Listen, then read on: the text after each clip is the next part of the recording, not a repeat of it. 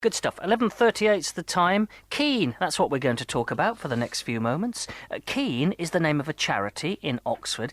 It's all about providing sporting and recreational opportunities for young people with special needs. Chris Jones is the coordinator of Keen. He joins me in the studio now. Hiya, Chris. Hi, Malcolm. Thanks for having me on. You're very welcome. It's very exciting. Well, it is. Tell me more. What does it do? What is Keen? Tell me. So Keen's a charity that was established in 1988, so we're 21 years old now, so we've reached maturity. And we're a charity that aims to help local people, local kids with special needs and learning disabilities access recreational activities and a kind of fun learning environment that they might not be able to access otherwise. How does it work?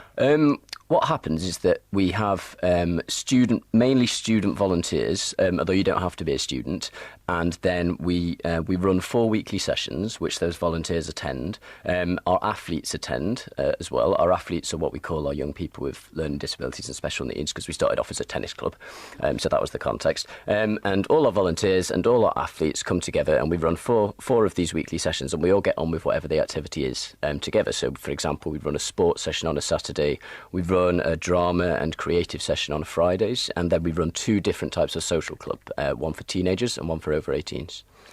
How important do you think are these sort of services to young Oxfordshire people with special needs, the sporting, the recreational opportunities that you provide?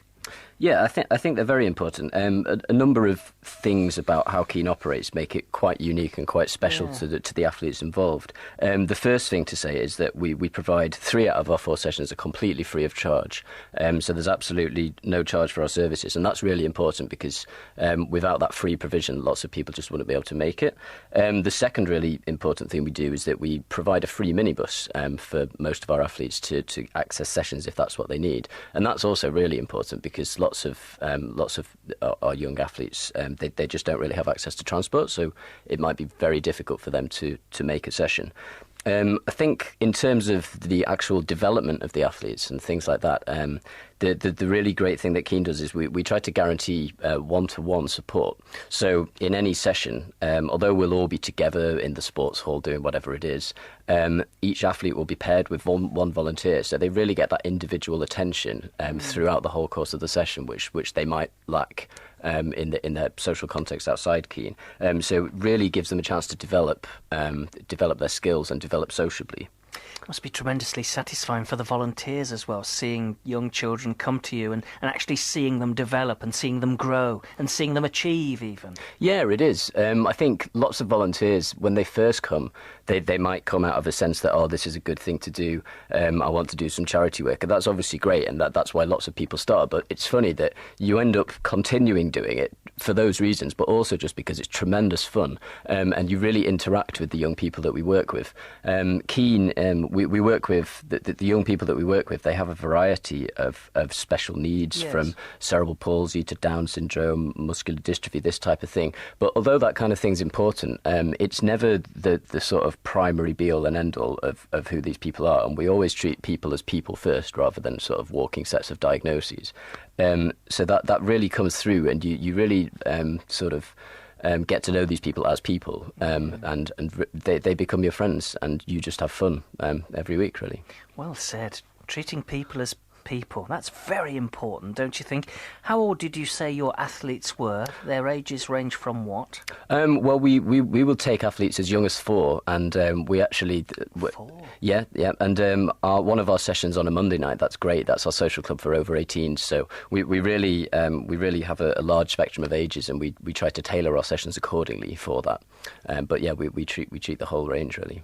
Free transport often, sometimes. Free sessions. Can you afford it all? How do you get on?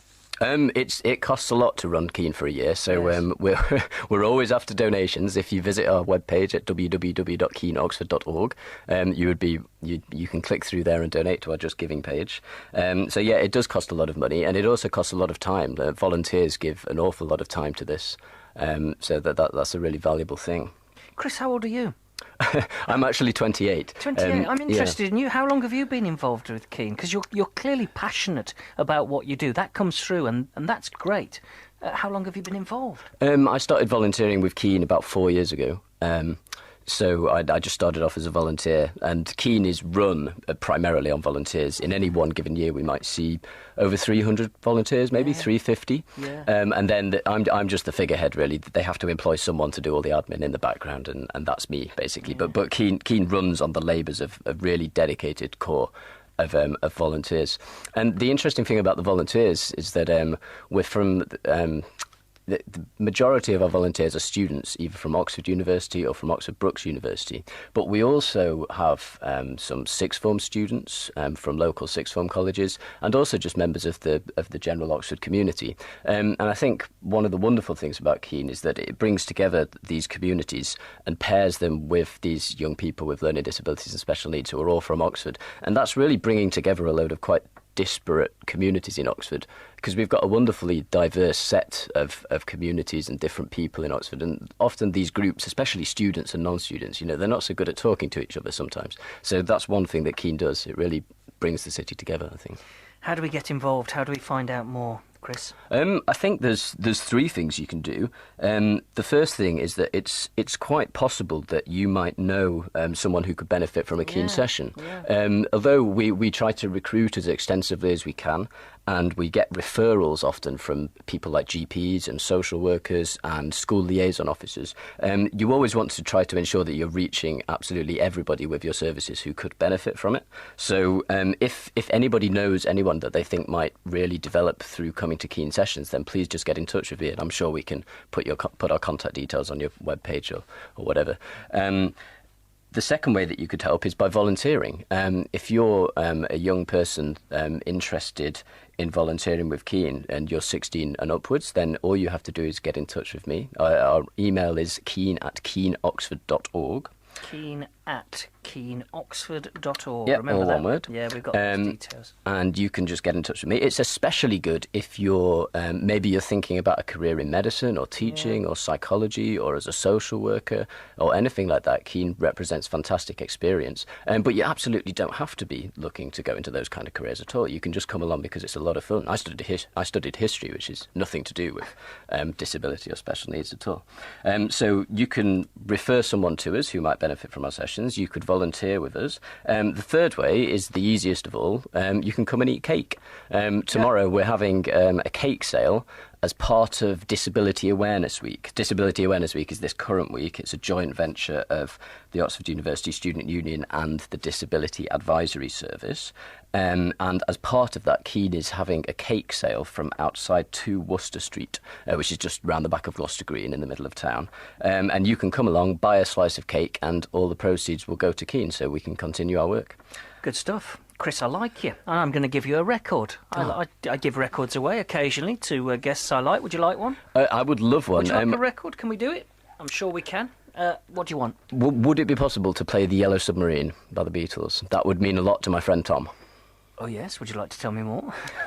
I think that's sufficient. Okay. He'll know what I mean. Good. So this is for Tom and you.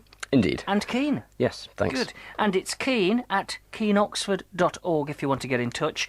And that cake sale is tomorrow. Good luck and well done with everything you do. Thank you very much. Yellow Submarine, he says. I think we can accommodate him.